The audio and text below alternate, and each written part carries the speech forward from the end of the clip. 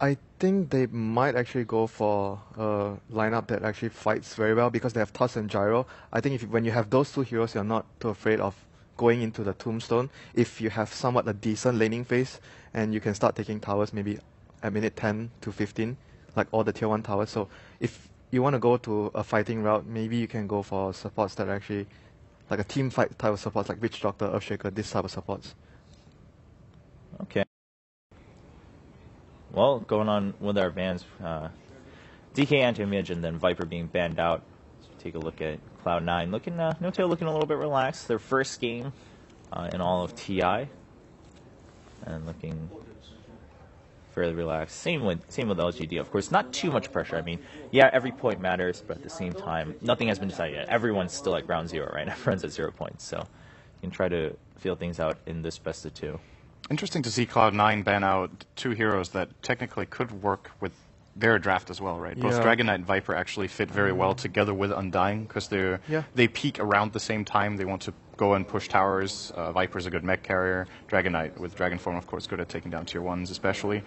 Do you think so it might maybe they're taking it in a different direction then? Yeah, do you think it might be a throw-off? Like we pick Undying, then we go for some split push thingy instead of when you pick Undying. I wouldn't put it past them. Yeah, you usually think, okay, Undying, they're going to go 5-man. Then they pick Undying, then they have some quarters, some sort of split push lineup to throw the opponent off. What about Phoenix? I think they like Phoenix a lot. Yeah. And Well, Phoenix plus Tombstone They is like really Tombstone? strong together. It's incredibly powerful. I haven't seen them pick it up too much recently, but I think a couple of months ago they just picked that hero Yeah, first pick and- every single time. And I expect the Undying to be more or less a support, like played by No-Tail, more or less, most likely him. There's still the option of running a Pugna if they wanted to try that together with the Oh, the Undying. decrep That on the is Tombstone. flying the Tombstone, Yeah. pushing towers with Nether Blast is really good. Alternatively, maybe Cloud9 pick up the Undying, like you said, to throw the enemy off, but rather than playing a split push strategy, they actually just pick the Undying so the enemy immediately thinks, oh right, they're going to run aggressive, they're going to try to pressure our safe lane, and then you can just pick a super hard carry because the enemy has already started drafting a defensive safe lane, and then you just try to outcarry them with, say, like a PL for Envy, or maybe the Luna Ben was talking about could be pulled out, and she can actually get farmed incredibly fast if she doesn't get challenged. Her weakness is her how fragile she is in the super early laning stage, but if you can get over that, you obviously have a very powerful pushing carry at, say, minute 25. So that could be something they're looking at here. Undying is also great for the safe lane tri lane, by the way. Right. In case the enemy wants to challenge, you're not in a bad position either. Okay, so Cloud9 definitely having a lot more options here in terms of which style or which strategy they want to go for, which composition. We'll have to wait and see. I mean, I'm sure, obviously, in the next couple picks we'll find out. I mean, you kind of have to show your hand at this point for Winter, Cloud9. yesterday you mentioned that you don't really like the Undying versus Gyrocopter matchup. Do you feel differently about it this game? If you play it as a support and you have another plan, it's fine. I mean, I personally feel like the Lion. Okay, the Lion there, but I feel like if you are doing Undying, like what I meant was Undying with a heavy push strat against Gyro, I wouldn't recommend that. Right, yeah, and yeah, you were talking about that earlier today too. I mean, depends on how they What want you're to do doing it. with the Undying, yeah. All right, well, the Lion's been a talking point for us here all day yesterday. But I would say Lion's proven himself quite a bit yesterday in terms of, his value. Yeah. Any AoE ability to follow up after the Tusk Snowball is really important. Generally, teams prefer a safer one like Earthshaker, but I think Misery is really, really good on the Lion. He has proven time and time again. I think he's actually one of the best Lions. Yeah, and it's a great pick, in my opinion, against Dazzle, because usually Dazzle wants to shallow grave as late as possible. Oh, and then all of a sudden you get that 475 damage nuke just coming in from the Lion when you don't expect it, and you can't hit your grave timing. That is very crucial against a hero like Gyrocopter, where a lot of the time, I think we also saw this yesterday in the wildcard round, actually, Dazzle and Gyro got drafted together to protect the Gyro so that even if he gets jumped, he will still be able to get called down, all his flat cannon attacks off before he dies. If you catch him off guard, like the Cloud9 lineup here just bursts incredibly hard. Soul Rip, Sonic Wave, and Finger is about 1,000 damage just between those 3 abilities, so he needs to be on his toes with the Dazzle this way. The Shao 8 special. Support Lina? Yeah. Do you think that's support? Might actually be Lina plus Tusk in the lane, though. Yeah, they actually run that pretty often in the off lane. It's very strong. Like Doesn't maybe disrupting play the farm. Core Lina? Because it's a good matchup against Quap. If Yeah, they think they the do, Quap is yeah. mid, and I think they might still expect There's And we saw options. that Basically, there's yesterday. options, There's a lot of options with this Lina pick. I think they want to see for sure what Fada's hero is before, because they almost always wait for EE's heroes last, right? Okay. Yeah. And if you look at the first 3 picks from LGD, it's mostly like a lot of physical damage. So Lina is like sort of balances things out. with that magic damage as well. So, okay, so this should be Envy's hero. Razor, safe lane. This is what I've seen from them recently as well. Can it stand up to a Lina Tusk, though? With a lion, I'm worried, actually. I'm always worried when there's a lion on my lane. Oh, we have been all day yesterday too, Winter. And I guess we got proven wrong once or twice. Of course, it's very situational and very dependent on the game, but gotta have faith if you're gonna. I mean, at some point you do have to take certain chances, right? And if you have faith that your players can be like, all right, Mister, you are one of the best Lions. We're just gonna trust that you can pull out the best value out of Lion this game, because you guys were talking about this. If you get the highest potential out of a hero or a team, then that could really flip the game on its head.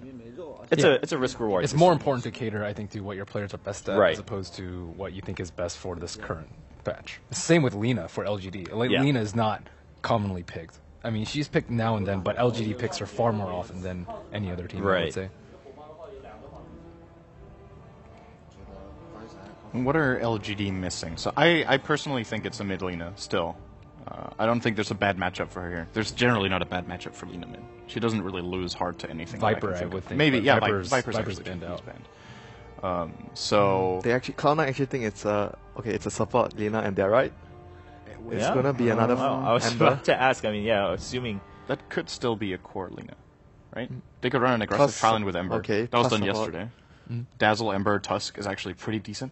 Or they could run Dazzle, Dazzle, Tusk, Gyro, which is a really powerful tri lane. But that would put their Ember safe lane one-on-one, which he doesn't want against You these generally heroes. don't want Ember to go unprotected. We'll see. I'd say it's probably more likely. Yeah, it's probably a safe lane Ember. Sorry, not safe lane Ember. I mean a core Ember. Okay. Well, so Cloud9, I mean, do you think Cloud9 has to base it off of one of those? Like, do they have to choose which option they're going to base their last pick off of? Or for them, what are they missing, right? Because they've got the Lion. Obviously, they've got the Undying. They're actually missing strong lanes. Missing a tank as well, I feel. They need another tank. Razor doesn't suit that job? Or Undying? Or you think it's just too middle ground? It would be nice if they have Bristleback, but it's just a feeling. Just a feeling. After watching yesterday. I think the problem for Cloud9 is going to be, it looks like, so when you have Razor and Undying together, you have this feeling that the game plan for the team is to try to push down towers at like minute 20 or 25, and it just seems super difficult to do against the Radiant lineup. There's Call Down, Ice Shards, Dragon Slave, Sleight of Fist, and you even get Woven. If you start grouping up together to try to push the tower, Dazzle is going to thwart your efforts. So, and in addition to that, the Radiant lineup, with especially Ember, can actually put pressure on the map while defending. So you force them back. Oh, this is really interesting. This is a hero we haven't seen for a very long time. It's, in my opinion, Bone7's absolute best hero. Yes.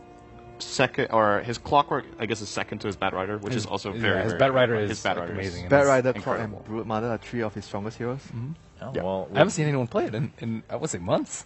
Yeah, I mean, quite some been time. a long time. But Batrider, I mean, everyone talks about how Batrider always finds his way back in at some point or another. But there we go, Batrider rounding things out for Cloud9. Winter, I mean, we talked a little bit about that. Where do you think, how is this all rounding out for Cloud9? Because we were talking so much about where does this Undying go, and what's the strategy here? It's very strong lineup, Bat plus Undying, you lasso and go into the Tombstone. So they have a very formidable team fight, I'd say.